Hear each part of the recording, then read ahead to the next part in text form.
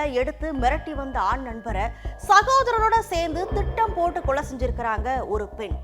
கொலை சம்பவம் நடந்து பல மாதங்கள் கழிச்சு குற்றவாளிகளை போலீஸ் கைது பண்ணியிருக்கிறாங்க. இந்த கொலை சம்பவம் எங்க நடந்துச்சு, எப்படி நடந்துச்சு, குற்றவாளிகளை போலீஸ் எப்படி கைது பண்ணாங்க பார்க்கலாம். உத்தரப்பிரதேச மாநிலம் மொராதாபாத் நகரத்திற்கு அருகே உள்ள பிளாரி என்ற பகுதியைச் சேர்ந்தவர் சபீர். இவருடைய மகன் சோனு சம்பவத்தன்று தன்னுடைய இருசக்கர வாகனத்தில் வீட்டிலிருந்து வெளியே சென்றிருக்கிறார். ஆனால் இரவு நீண்ட நேரமாகியும் சோனு மீண்டும் வீடு திரும்பாமல் இருந்துள்ளார். மகன் இன்னும் வீட்டிற்கு வரவில்லையே என நினைத்த தந்தை சபீர் சோனுவுடைய செல்போனுக்கு அழைத்திருக்கிறார். ஆனால் சோனுவுடைய செல்போன் ஸ்விட்ச் ஆஃப் செய்யப்பட்டிருந்திருக்கிறது. சரி, எங்கேயும் நண்பர்களுடன் வெளியில் சென்றிருப்பார், நாளை வீடு திரும்பியதும் விசாரித்துக் கொள்ளலாம் என நினைத்திருக்கிறார் சபீர். ஆனால் மறுநாளும் சோனு வீட்டிற்கு வரவில்லை. திரும்பவும் சோனுவுடைய செல்போனுக்கு போன் செய்து பார்த்துள்ளார். அப்போதும் செல்போன் ஸ்விட்ச் ஆஃப் என வந்திருக்கிறது. இதனால் பதறி போன சபீர் சோனுவுடைய நண்பர்களுக்கு போன் செய்து விசாரித்திருக்கிறார். அங்கேயும் அவர் இல்லை என தெரிவித்திருக்கிறார்கள் நண்பர்கள்.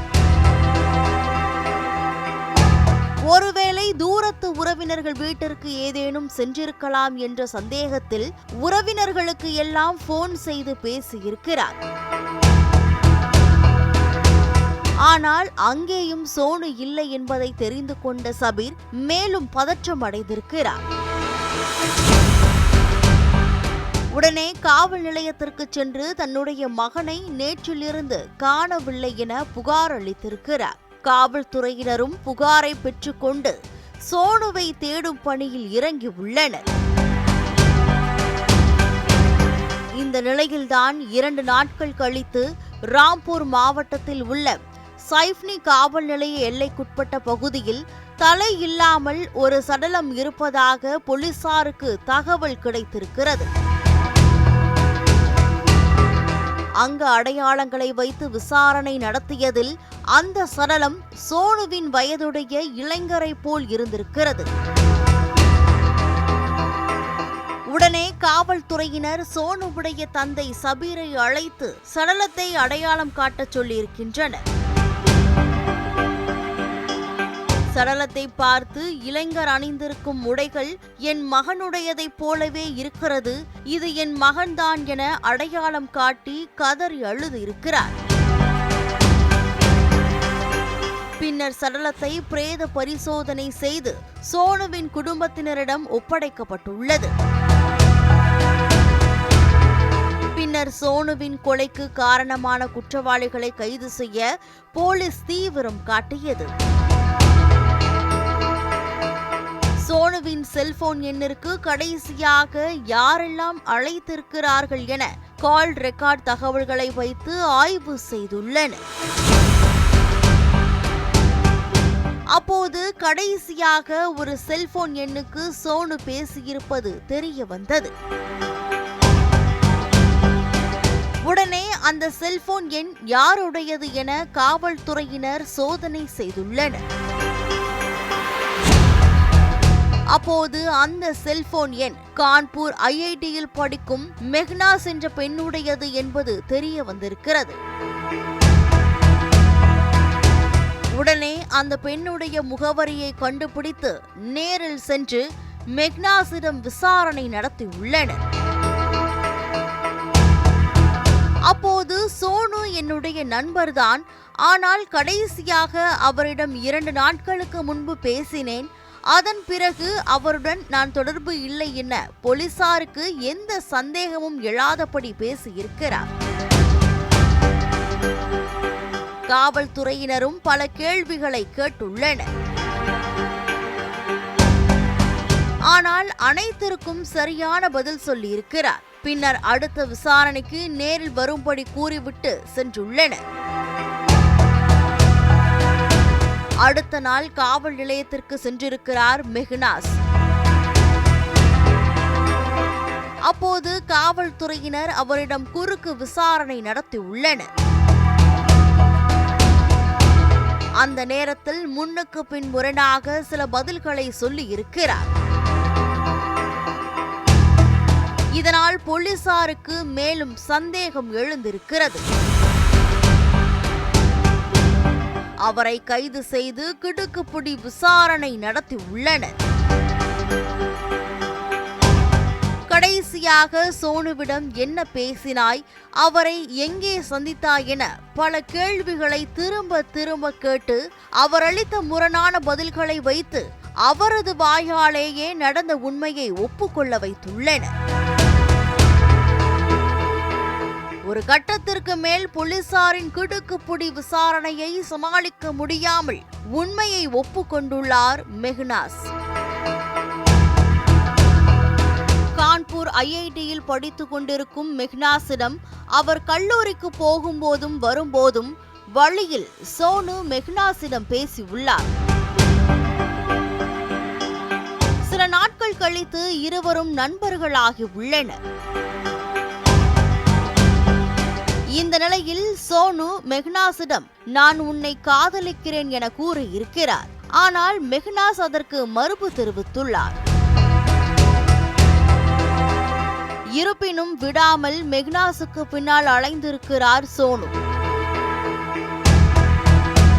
ஒரு கட்டத்திற்கு மேல் சோனுவுடைய தொல்லை தாங்க முடியாமல் அவருடைய காதலுக்கு சம்மதம் தெரிவித்திருக்கிறார்.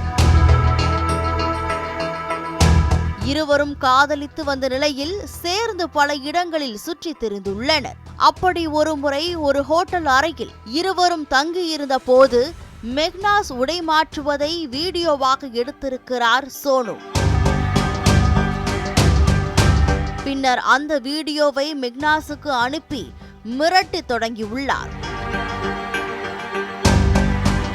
நம்பி காதலித்த தன்னை இப்படி ஏமாற்றி வீடியோ எடுத்து வைத்துக் கொண்டு மிரட்டும் சோனுவை பழி வாங்க வேண்டும் என திட்டம் தீட்டியிருக்கிறார் மெஹ்னாஸ். அடுத்தடுத்து மெஹ்னாஸை மிரட்டி தன்னுடன் தனிமையில் இருக்கும்படி வற்புறுத்தி இருக்கிறார் சோனு. ஒரு கட்டத்திற்கு மேல் சோனுவுடைய நெருக்கடியையும் கொடுமைகளையும் தாங்க முடியாத மெஹ்னாஸ் இந்த விஷயத்தை தன்னுடைய சகோதரர் சதாமிடம் தெரிவித்திருக்கிறார். நடந்ததை கேட்டு அதிர்ச்சியும் ஆத்திரமும் அடைந்த சதாம் தன்னுடைய நண்பர் ஒருவரை அழைத்து நடந்த விஷயத்தை சொன்னதோடு சோனுவை தீர்த்து கட்ட திட்டம் தீட்டியிருக்கின்றனர். அதன்படி கடந்த செப்டம்பர் மாதம் 9ஆம் தேதி மெஹ்னாஸை வைத்து சோனுவுக்கு போன் செய்து சைஃப்னி பகுதியில் உள்ள கரும்பு தோட்டத்திற்கு அருகே சோனுவை வரச் சொல்லியிருக்கிறார்கள். அப்போது சோனுவும் தன்னுடைய இருசக்கர வாகனத்தில் மெஹ்னாஸ் சொன்ன இடத்திற்கு வந்திருக்கிறார். சொன்ன இடத்திற்கு வந்த சோனுவிடம் தான் தனிமையில் பேச விரும்புவதாக சொல்லி கரும்பு தோட்டத்திற்குள் சோனுவை அழைத்து சென்றிருக்கிறார் மெஹ்னாஸ். அப்போது பின்னால் மறைந்திருந்த சோனுவை தாக்கி கீழே தள்ளி உள்ளனர் சதாமும் அவரது நண்பரும். விழுந்த சோனுவை கை கால்களை கயிற்றால் கட்டி போட்டுள்ளனர். பின்னர் அவரது தலையை பிடித்து தொண்டையை அறுத்துள்ளனர்.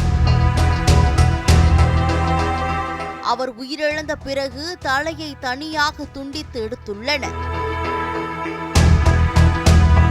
அவருடைய செருப்பு, பர்ஸ் உள்ளிட்ட முக்கியமான ஆதாரங்களை எடுத்துச் சென்று ஆள் இல்லாத இடத்தில் வைத்து தீ வைத்து கொளுத்தி உள்ளனர்.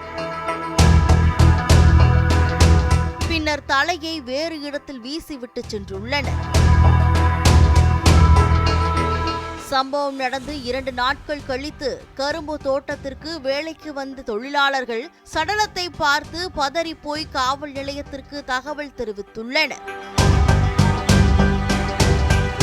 செப்டம்பர் 11ஆம் தேதி சடலம் கண்டெடுக்கப்பட்ட நிலையில் 1 வாரம் கழித்து குற்றவாளிகளை போலீசார் கைது செய்துள்ளனர். மெஹ்னாஸ் சதாம் மற்றும் அவரது நண்பர் கொடுத்த வாக்குமூலத்தின் அடிப்படையில் அவர்கள் மீது வழக்கு பதிவு செய்து சிறையில் அடைத்துள்ளனர் காவல்துறையினர். பெண்களுக்கு பாதுகாப்பு இல்லாத சூழலை உத்தரப்பிரதேச மாநிலம் உருவாக்கி இருக்குது. பெண்களுக்கு எதிராக நடக்கக்கூடிய பாலியல் வன்கொடுமை சம்பவங்களும் அதுக்கு எதிராக பள்ளிக்கு பள்ளியா நடக்கக்கூடிய கொலை சம்பவங்களும் தொடர்ந்து அதிகரிச்சுட்டு தான் இருக்குது. அங்க ஆளக்கூடிய பாஜக அரசு சட்டம் ஒழுங்கை பாதுகாக்காம மக்கள் விரோத ஆட்சியில் நடைபெறதா அங்க இருக்கக்கூடிய மக்கள்லாம் குற்றம் சாட்டுறாங்க.